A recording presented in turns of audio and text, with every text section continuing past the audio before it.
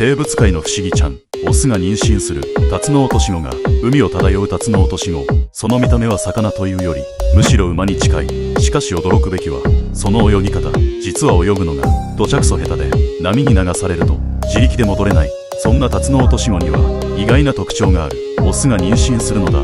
メスがオスの育児脳に卵を産みつけ、オスが体内で受精させて育てる。そして孵化の時が来るとオスが陣痛に苦しみながら子供を産む。タツノオトシゴは泳げないゆえに出産まで担当する苦労人なのだ。